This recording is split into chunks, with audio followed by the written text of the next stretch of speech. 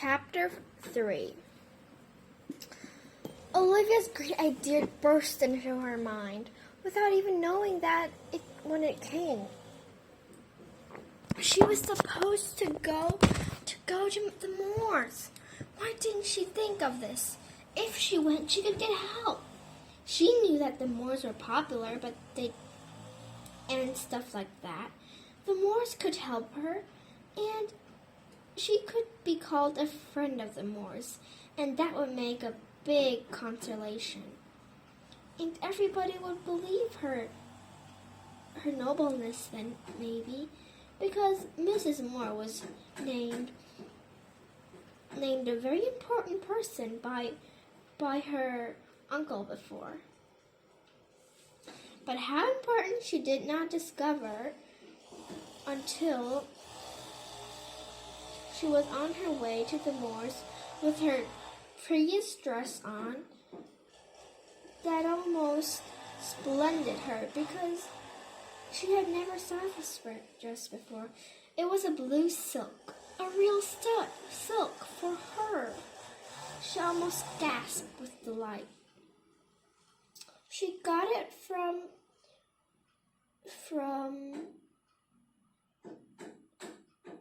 when Aunt Smith heard that she was going, and heard her moan because she had no real pretty dresses. She just came out with the dress and put it on her and said, "It looks perfect on you, darling. You know, this dress was a great favorite of your mother. And when she died, it came with the box that she said she wanted you to get when it was your time to get it. And I knew on the look you had, you were going to do something big. And my girl, I think it was time to give you it. And I know you deserve it all. You deserve it all. But I'll give you it by and by.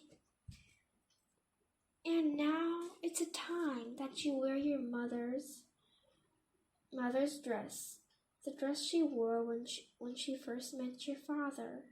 It was a great memory. She was at the ball with me and others, and we saw your father, and she immediately liked him. And we went to him, and then they had a long talk. They liked each other in the first look. I knew that because I'm a quick watcher. And you bet I'm gonna see everything through your mind," she said in a little giggle. You might not understand me because you always see a grim old lady. But now I can confess. I have a young heart as young as yours, burning too. But I never got a really big chance to let it burn.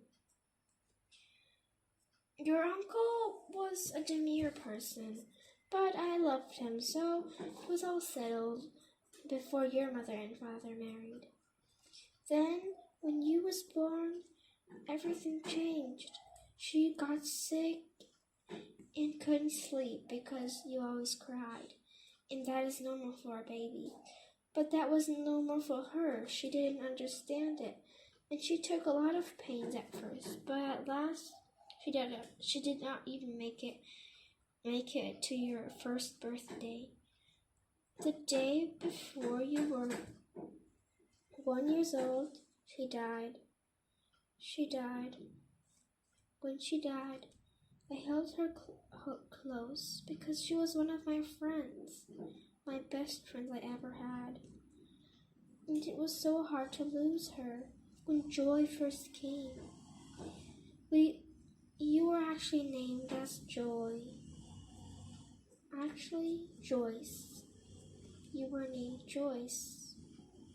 And little Joyce, we always called you when you were 1 month, and you were celebrating. Little Joyce, you were so splendid, a little fellow of one almost, that she couldn't bear to leave you. And she said she would only be took her. And I liked the baby at the first sight of her, a sight of you. And I said I would take care of her. But after that, your father suffered a lot because he did not know really much about babies. And he was so afraid that he might do something wrong with you. And that it would be bad. And of suffering, he passed away too. And left the baby in my care. But you're no little baby anymore. At first, I gave you to another person. I gave you to the orphan asylum because that time your uncle had no farm yet. He was just a mere man of 30 and hadn't really anything at all because we had just married in a few years ago. And it was pretty shocking to have a child around when you're not steady at home, so we put you in an orphan asylum. And after that, we pretended that we were just a family who needed a little girl, but it was actually you we wanted. And we said to the orphan asylum that you was not to go to anybody but us when it was time. And here you have your little legacy. Do you like it? I hope you do. But I am so sorry you kept it a secret. But we had to. And it was all such a thing. That's all about your legacy. And now with your pretty dress, you may go to save your uncle, she said and smiled.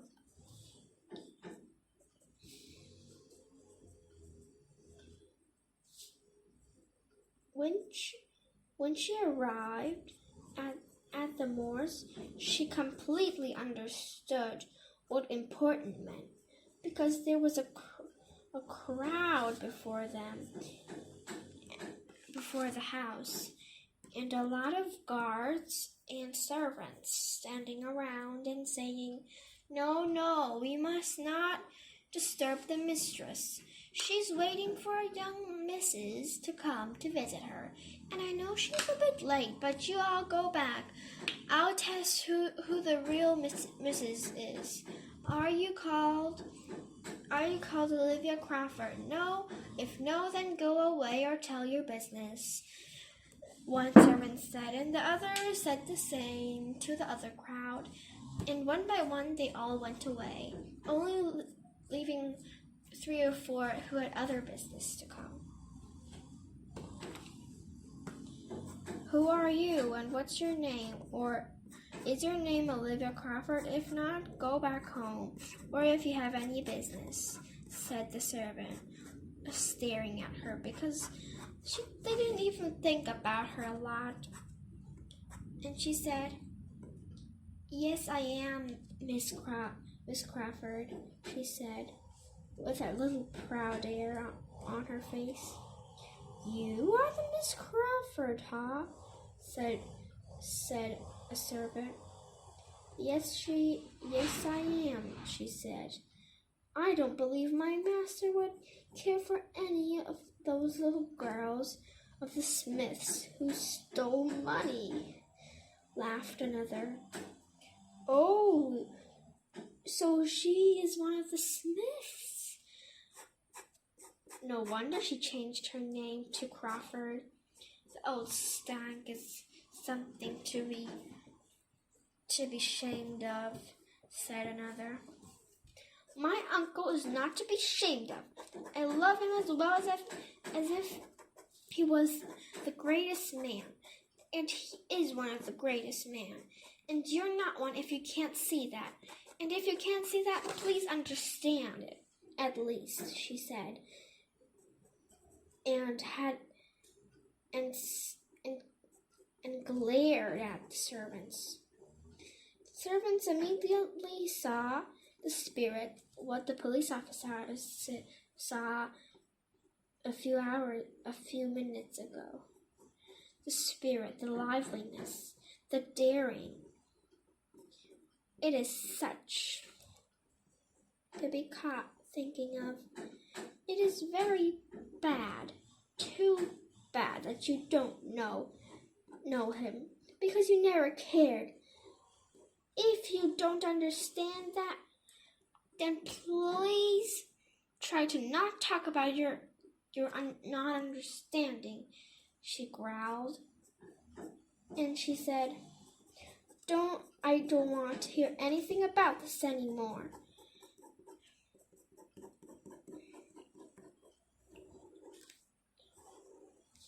One was attempted to say, but what if we do say? He wanted to make fun of her, but then he noticed the glance and the fire that was burning in her eyes. And the spirit that was rising in her body that almost made her look like an ancient story little girl. Oh, well. We don't want to disturb, missus. Go inside and see our mistress, and be careful with the steps, said another, with a grim tone, because he was meant to make her fall. But before making this mischief, someone came. That someone was a boy of 14 years old, had a very handsome face, and beautiful dark brown hair, and shining green eyes. It was so beautiful to see someone who was so lively, because he had peeped out of the door. And seeing that she was meant to fall, she immediately said, in that way that he always did if he wanted attention from his servants. The servants immediately stood there and said, "What do you want, sir? Or do you want to take this young missus? I would like to, if there wasn't such a fuss about stairs. I never knew the stairs could cut her off like this, because all my normal friends, over normal friends, never get stung by this step. I need to ask why." Here, listening to this, the one who wanted to make her Olivia fall blushed, and immediately said, "Sir, we will find out," and his laughing eyes turned so pale that it almost looked like white eyeballs. "Sir, we will take care of this matter," said an old servant of his, and the one that hadn't made fun of anybody, and was the kindest old servant that he ever had. "Yes, Alexander, I would like you to take care of matters. You are good in taking matters into your hands. And please take care of the stairs," he said in a grim tone, and looking at the person who was blushing the most, and said, "Or else I'll have to call someone important to look at them." And he went away.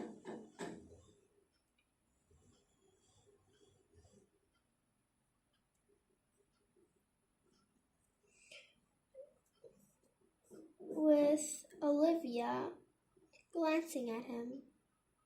"So, what is your name, and what are you doing here?" he asked in a kind voice. "Oh, I'm Olivia Crawford, and you're the mistress of this house, I think, invited me to come, and I'm very sorry that I'm late. You mean Mrs. Moore? He said in a laughing tone. Of course I mean her, she said. That's my mother, he said, and opening the door for her. That's your what? She said. Oh, I'm so sorry. I beg your pardon that I'm so rude. But that's your mother. Well, wouldn't your mother be ashamed of you if you acted like that? But I rather like the way you acted, she said after a small pause of silence. And she found out that this boy was some of the kind that she was. Very, very pleasing and very, very fun. And she rather wanted to get known to him. So they talked along, and then she found out that his name was Edward Moore, and he was one of the students learning at her school. Really? I've never saw you before. That's so queer. And I actually stay a long time at school because, I play with the others. No, I don't rather play with them, Olivia said again. I hang around. I've saw you pretty much, he said. I'd rather admired you for your stillness, which I should call, he said, and they both laughed because they both knew that Olivia wasn't really sociable, and Olivia knew that too. And she normally would have glanced and glared if someone dared to say that. But at this new friend, she never did it. He was too dear. He was such a kind fellow, but also in mischief sometimes, like she saw with the Sayers.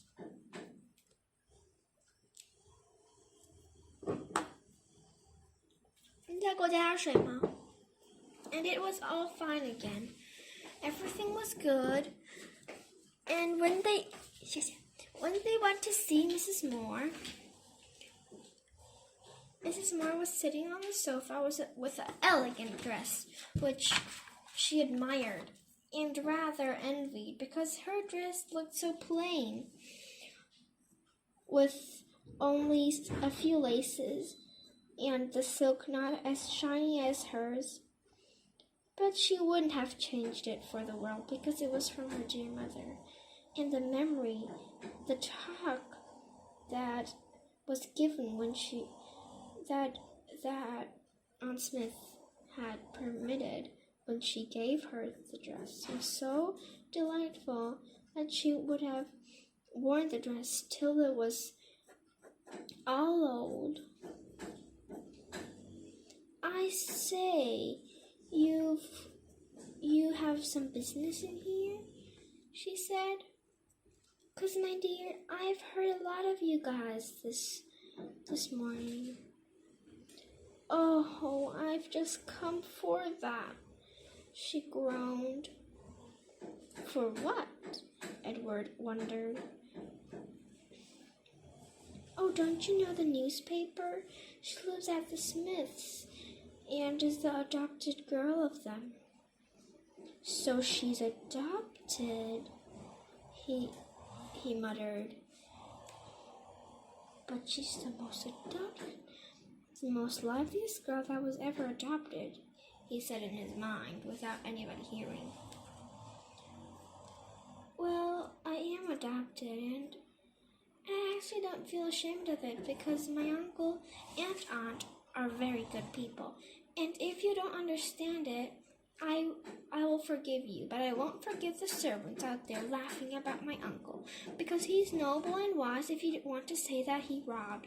He never did, and I hope you'll stand by me as a good friend, like I always thought you were of the first sight of you, Miss Moore, she said.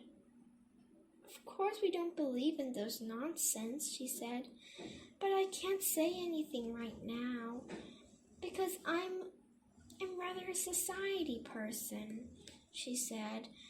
And I'm old. I don't know about those things so much. Even though I'm a bit wiser than my children. But you may go to see Laura about this. Laura knows everything about society. And Jasmine will tell you just what to do. She's the cleverest girl that ever was. She's so clever in those things. She'll of course lend a hand. Oh, I'm so grateful.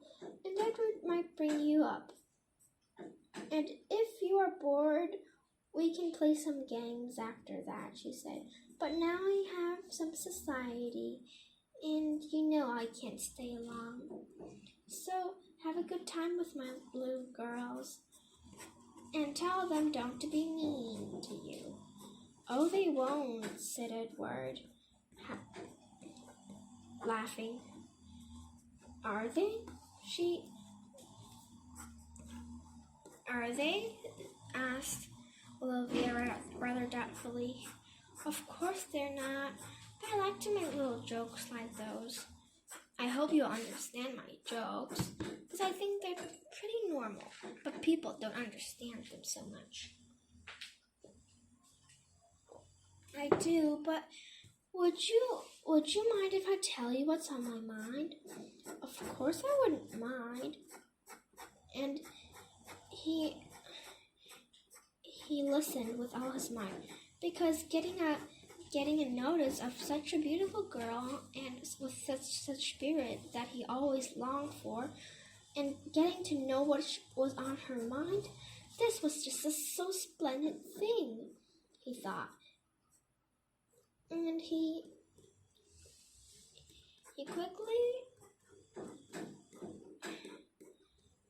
quickly said she was allowed to free her mind as she liked. Oh, it's so kind of you. I know I think nonsense, but I sometimes can't help it.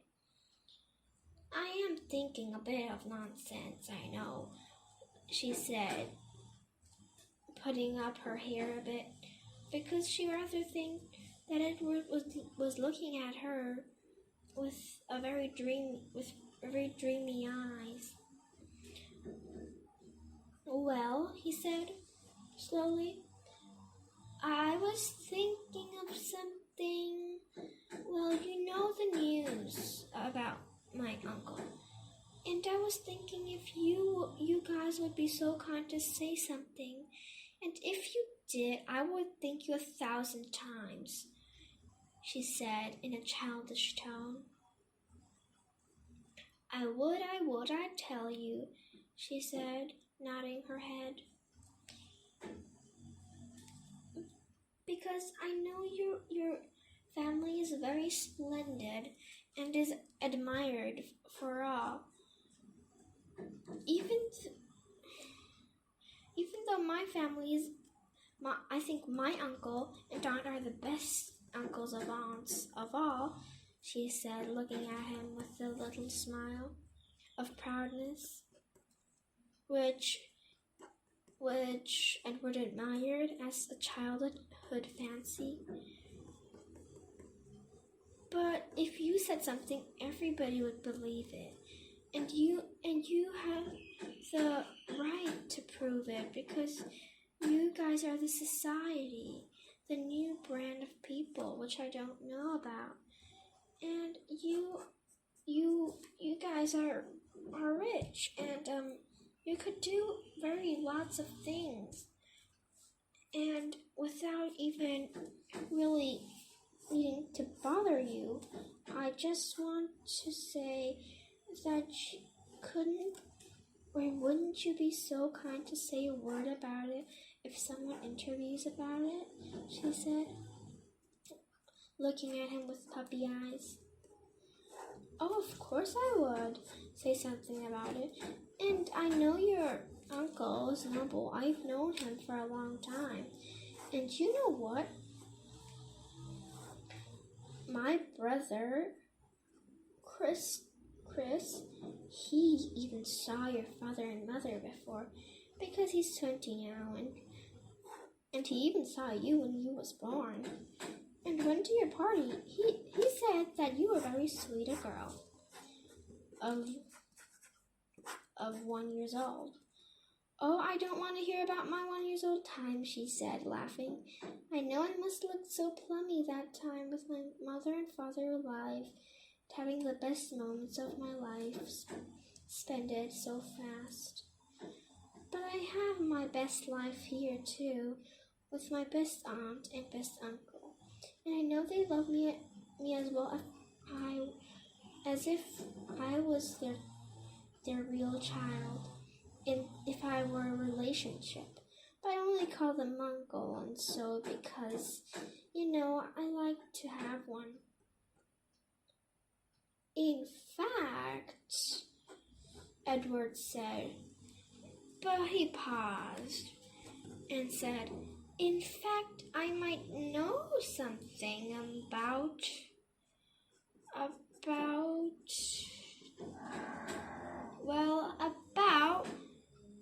the society, he said, because I go to society too sometimes.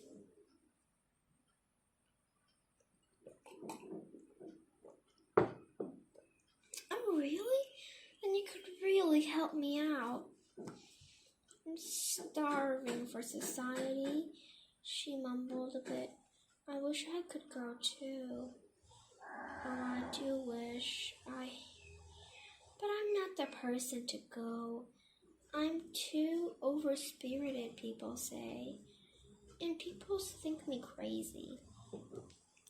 I've heard some stories about me myself. You don't believe in those stories, do you? Said she with a wistful look at Edward, because somehow she was thinking so much about him, as if he thought she was crazy, she could not endure it.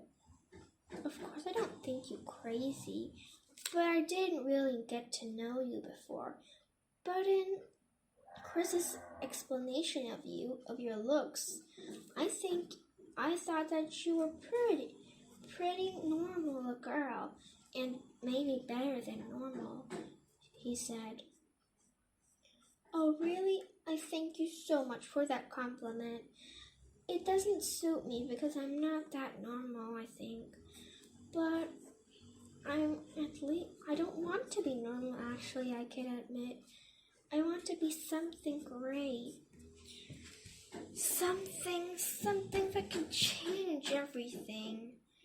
Or change at least my surroundings, she said, looking out the window where a little light was lighting far away at her farm's house.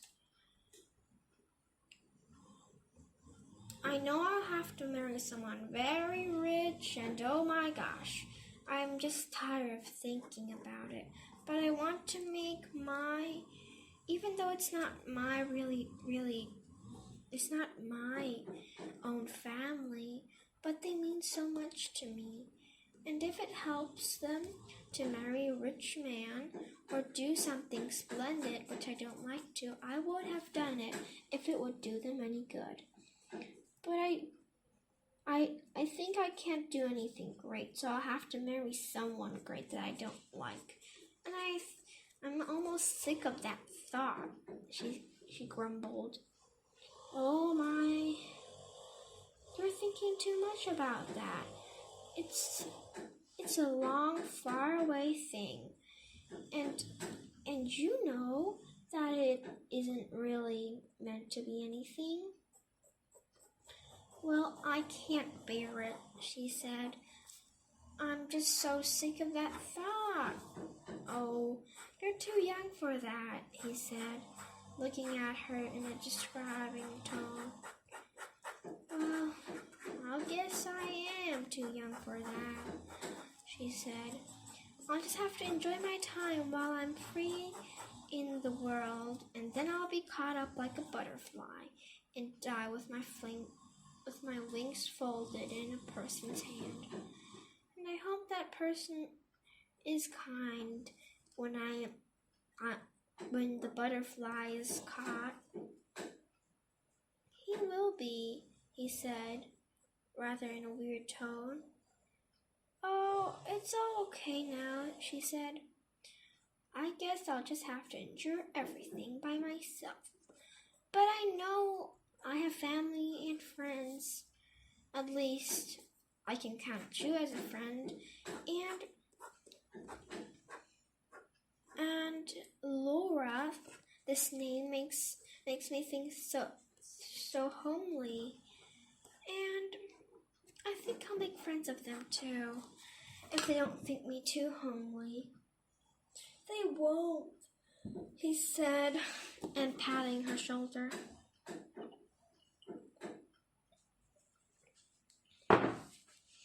This was the first time a boy's hand had touched her shoulder, and she felt weird. But she liked this brotherly person. And when they were there, they parted, and after that, she had a long, splendid talk and introducing with the others. And it took a long time till she got to understand that they would put matters in their hands and make a splendid piece out of this disaster. We will help you, of course we will, said Laura. And Dorothy said, of course we will. And I'll make sure that nobody will talk about this as a big affair anymore. And you know what? I'll tell this about my siblings. They would help you more than us, because we're only part of the Morse family. Really? There are more of you Morse? She said in astonishment. Of course. And I guess some of them are even better than us, said Dorothy, looking at a door. Now come in. This is my sibling. Well, I call her Sis, rather. She's older than me, but I really like her. This is Kate, also named Catherine, but don't call her that. She gets so vexed if we do. Well, hi, Kate, she stammered when she was in the room. Oh, I have a newcomer? Well, sit down if you are one, and you two, go and get the easy chair for her. I like to be one of the boss of them, she said laughingly, as she ordered them around to get things. Oh, really? It must be fun. But I know they like you as a boss. They wouldn't like me as a boss, she said laughingly again. Well, it's good to have sisters like them, she said in a low tone, but I don't really tell them that. Because, just keep a little bit of it, and they'll go wild for it. For they tell me I'm a splendid sister, and I tell them in my heart that they're one too. They really are, you see, she said, pointing at Dorothy and Nora. Well, I think them splendid too. And I rather don't like new fashion girls, she said. But these and you're not like new fashion girls, so elegant in dresses and so stiff and always talking about whom they're gonna marry and what they're going to wear at the next party and what they would buy for their presents. It's always so boring to talk with them. And they don't even really talk to me, so that's a relief to me. Or I would just gone sick, she said, with emotion in her eyes. I don't like them either, but you know I'm a society person. But my society, I hope it's pleasant. Yours always is talked about the best ones. If I ever get invited, said some of my No, they're not my friends, she said in a very nice, very kind, a very, very sad tone. I don't have friends. I had one, but then he went away. He did not went away. I made a friend today. It's Edward. You made a friend out of Edward? Wow, you're so great. You're going to have 4 friends today. You're going to have me, Laura, Nora, and Dorothy and Edward.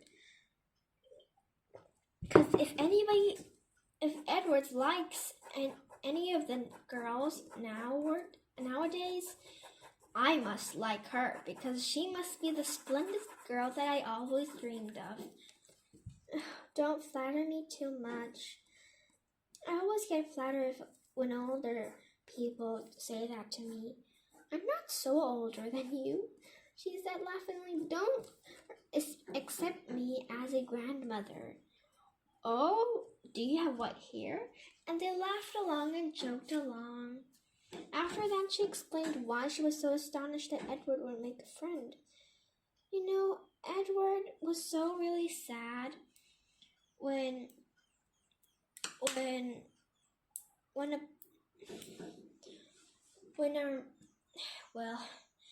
he was very sad when our little sister died. She died 3 years ago. That time she was the flower of the family. We all worshipped her. But once she got sick and she didn't live over the sickness. She was all the soul of Edward.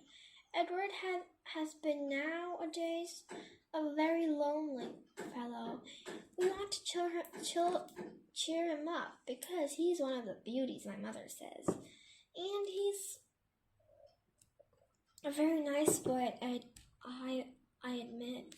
But he always gets shut alone. He wants to shut himself alone. And he cries days after nights alone in his room and holding our sister's pillow. They were the best of chums when my sister was alive.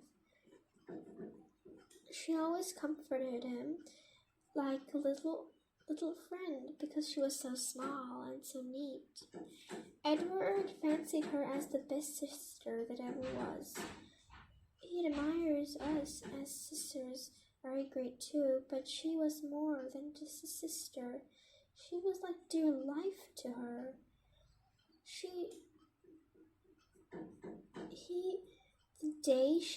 The second she died, he claimed that he wouldn't get near to any girl and not like them as a friend except for his sisters because it was his duty.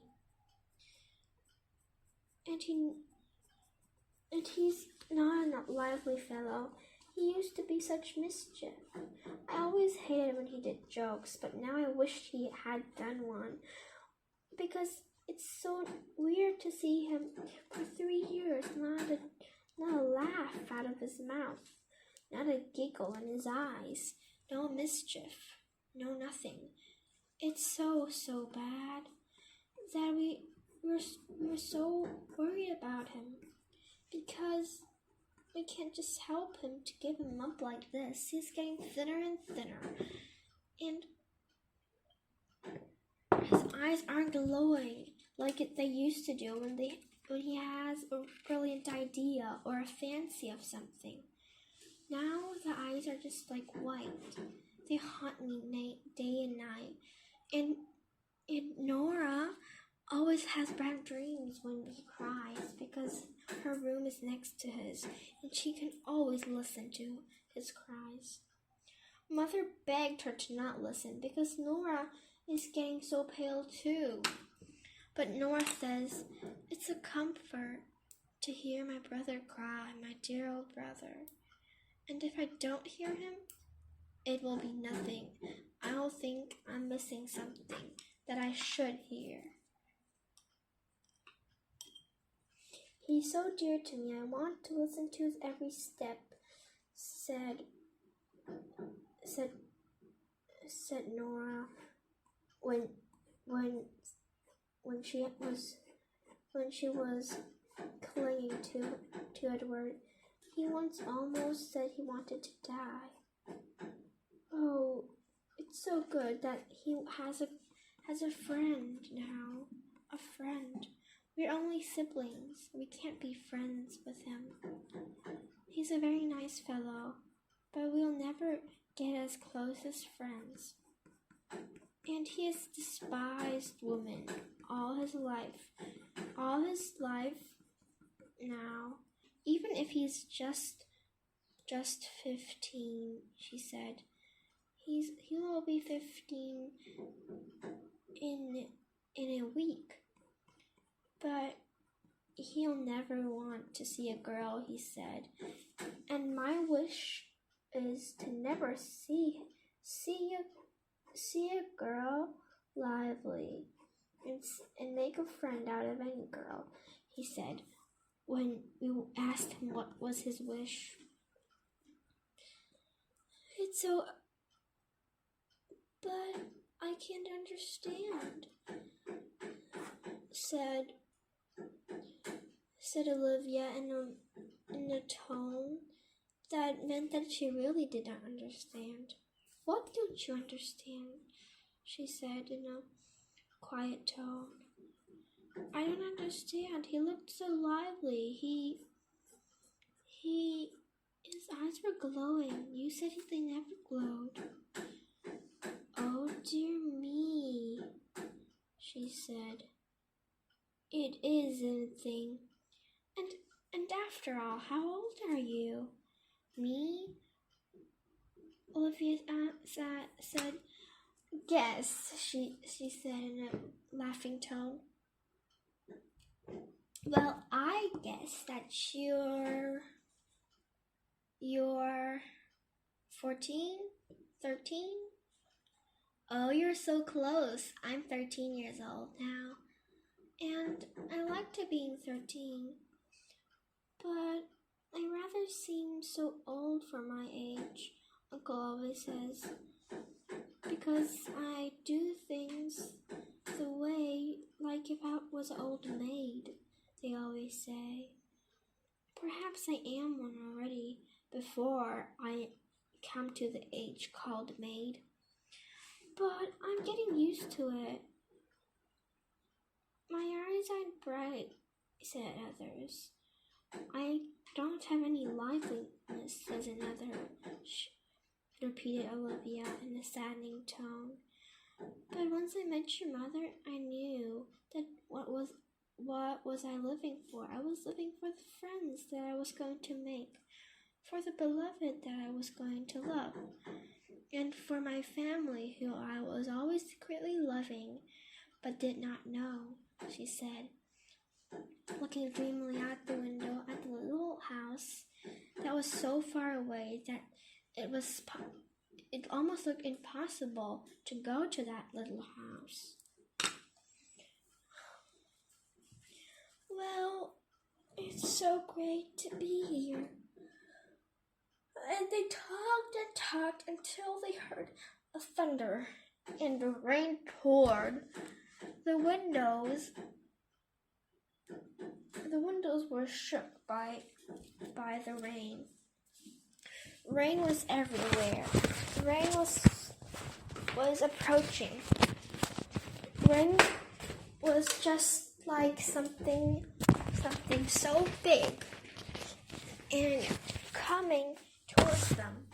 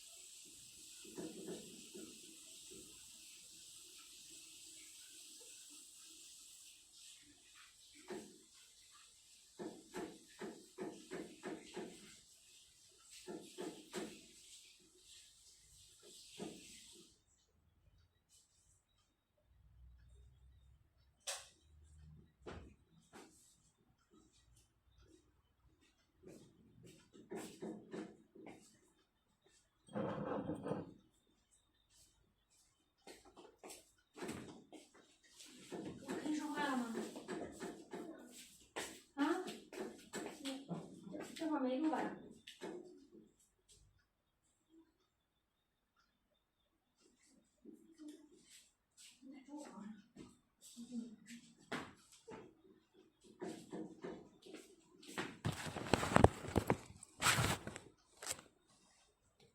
？Rain came and rain went, they thought, but no, rain did not go, and it was so big of a wind and a rain that it was impossible to go home. And she received an invitation to stay overnight at the moors. She was very delighted, but she was worried about her aunt. She begged for a letter. She begged for pencil and paper and wrote as follows: Dear Aunt, I'm stuck at the moors. I can't go home because it's impossible. The rain is too big. I'm very sorry that I can't. I hope you will be okay all night. I'll come back tomorrow. I heard, and the Moors are so kind to let me stay all night. Thanks to them, I had almost been rained like if I were in a hurricane. And I hope you'll stay well, and don't worry about me. I know the Moors will take care of me, and I'm old enough for myself, she said. She wrote, Bye, so good night, and I'll come back tomorrow morning after breakfast. Yours lovingly, Olivia Crawford. P.S. I'll be very happy to meet you tomorrow, safe and sound, so don't worry yourself about me. And here the letter ended, and she went to get some things for the night. End of chapter 3.